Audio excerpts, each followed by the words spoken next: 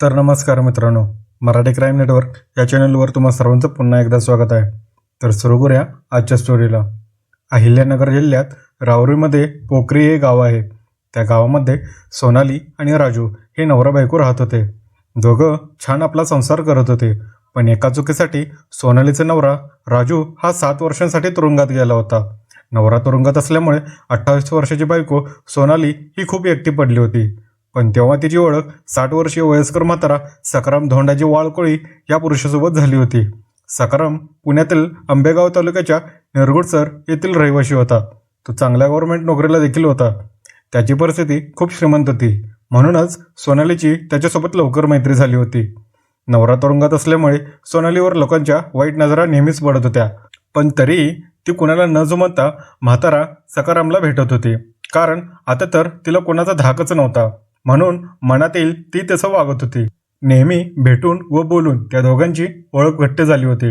आणि सोनालीचे सखारामसोबत प्रेमसंबंध खूपच लवकर जुळले होते. आणि त्यानंतर नेहमी ते एकमेकांना भेटू लागले होते.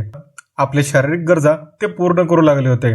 अगदी नवरा बायको सारखं त्यांचं नातं झालं होतं. म्हणून वेगवेगळे राहण्यापेक्षा आता आपण एकत्र राहू असं त्या दोघांना ठरवलं होतं. आणि मग काय, सोनाली आणि सखाराम दोघेही काही वर्षांपासून आपल्या विवाहबद्ध अनैतिक प्रेमसंबंध असून देखील एकत्र एका घरामध्ये राहायला लागले होते. आणि आपल्या मनाप्रमाणे आयुष्य जगायला लागले होते. जेव्हा वाटेल तेव्हा 60 वर्षाचा म्हातारा सखाराम हा 28 वर्षाच्या प्रेयसीवर तुटून पडायचा. सोनाली देखील बाहेरच्या लोकांच्या नजर वाचून वयाने दुप्पट असणाऱ्या म्हाताऱ्याच्या प्रियकरासोबत त्याच्या घरात राहत होती. सगळं काही एकदम व्यवस्थित चालू होतं. पण सोनालीचा नवरा राजू याचा 7 वर्षानंतर तुरुंगवास संपला आणि तो तुरुंगाच्या बाहेर आला. आता मात्र सोनालीला आपल्या प्रियकरासोबत राहणं शक्य नव्हतं. कारण नवरा जेलच्या बाहेर आला होता. आणि त्याला हे सगळं जर समजलं तर परत काहीतरी अनर्थ घडेल. प्रियकर सखारामला समजावत तिने तिचं घर सोडलं. आणि काही दिवसातच तिने सखारामला देखील सोडलं. आणि नवऱ्याकडे परत त्याची बायको म्हणून ती राहायला लागली. अगोदर काही झालंच नाही असं सोनाली आपल्या राजूसोबत राहत होती. इकडे सखारामला मात्र सोनालीची खूपच सवय झाली होती. सखारामला त्याचं नातं कधी तोडायचं नव्हतं. म्हणून तो वारंवार सोनालीला भेटायचा प्रयत्न करत होता.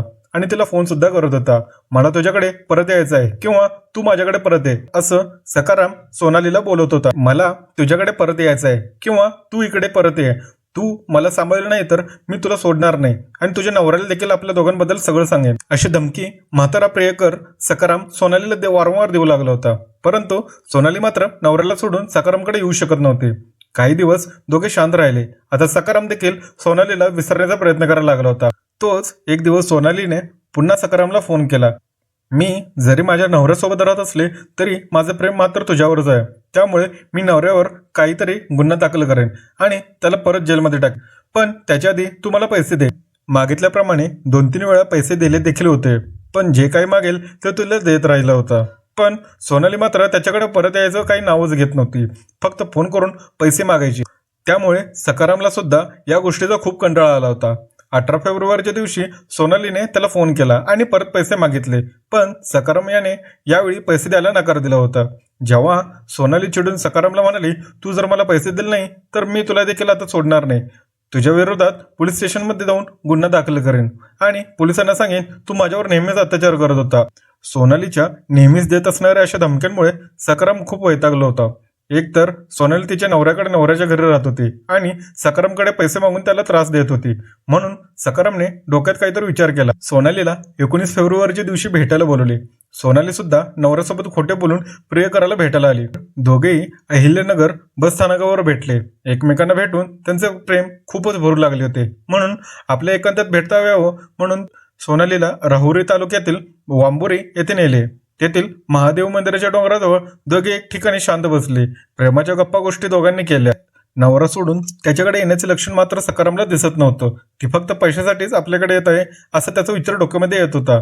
म्हणून त्याने आपल्या मनातील काही तिला प्रश्न बोलून दाखवले. आणि दोघांमध्ये या गोष्टींवरून भांडण सुरू झालं. ती त्याला परत त्याच्या धमकी द्यायला लागली. वारंवार देणाऱ्या धमकण्यामुळे तो देखील आता वैतागला होता. पण स्वतः थोडा शांत राहून तो तिला म्हणाला, जाऊ दे सोड, आपल्या प्रेमाविषयी बोल. आज मी तुझ्यासाठी पैशांसोबतच एक छान गिफ्ट देखील आणलं आहे. सोन्याला गिफ्टचं नाव ऐकताच खूप खुश झाली होती. दोघांमधील भांडण तिथंच संपलं होतं. सखारामच्या डोक्यात मात्र वेगळाच विचार चालू होता. तो तिला मारायची पूर्ण तयारी करूनच आला होता. त्याने आपली प्रेयसी सोनालीला डोळे झाकायला लावले. तू डोळे झाक, मी तुझ्यासाठी खूप छान भेटवस्तू आणली असे सांगितलं. तिने सुद्धा आनंदाच्या भरात आपले डोळे झाकले. त्यानंतर सकारामने सोनालीला आधी लाकडी दांडक्याने मारायला सुरुवात केली. तिच्या त्रासाला संतापलेल्या सकारामने जवळीच हातात असलेल्या एका दगडाने तिला देखील मारहाण केली. आता मात्र ती ओरडायला लागली होती, वाचवा वाचवा म्हणायला लागली होती. पण तो सकाराम सोनालीवर कोयत्याने वार केला आणि तिचं डोकं शरीरापासून वेगळं केलं. तिच्या अंगावर वार झाल्यामुळे प्रेयशी सोनालीचं डोकं तिच्या शरीरापासून वेगळं केलं होतं आणि भर रस्त्यात तडपरत प्रेयशीचा खून केला होता. सकाराम थोडा वेळ शांत उभा राहिला आणि तोच कोयता हातात घेऊन तो 4 किलोमीटर तासातच चालत राहिला. चालता चालता तो वांबोरी पोलीस चौकीत हजर झाला आणि आपल्या प्रेयसीचा खून केल्या प्रकरणाची बातमी त्याने पोलिसांना सांगितली. घटनेची माहिती मिळताच काही पोलीस अधिकारी आपले पथक घेऊन घटनास्थळी दाखल झाले. त्यासोबत सोनालीचे मुंडके आणि शरीर त्यांनी ताब्यात घेतले. त्यानंतर सोनालीचा मृतदेह जिल्हा रुग्णालयात तपासणीसाठी पाठवण्यात आला. राहुरी पोलिसांनी आरोपी सकाराम याला अटक त्याच्यावर कलम 103 प्रमाणे खुनाचा गुन्हा दाखल करण्यात आला होता. राहुरी पोलीस या प्रकरणी अधिक तपास करत असल्याची माहिती राहुरीचे पोलीस अधिकारी संजय ठेंगे यांनी दिली आहे. ही घटना राहुरी तालुक्यातील वांबोरी शिवारात बुधवारी रात्री उशिरा घडली आहे. अनैतिक संबंधाचे शेवट धक्कादायक होतो हे पुन्हा एकदा समोर आले. या घटना अलीकडे वारंवार वाढत आहेत, परंतु तरी समाज अनैतिक शरीर संबंधापासून दूर होत नाही. नवरा बायकोला व बायको नवऱ्याला धोका देऊन अनैतिक शरीर संबंध बनवतात आणि मग त्याचा वाद होऊन त्यातील एका कोणाचा तरी जीव जातो आणि अशा प्रकारे या गोष्टीचा इथं अंत होतो.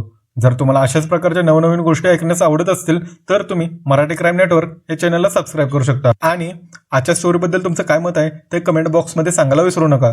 तोपर्यंत काळजी घ्या, खुश राहा, धन्यवाद.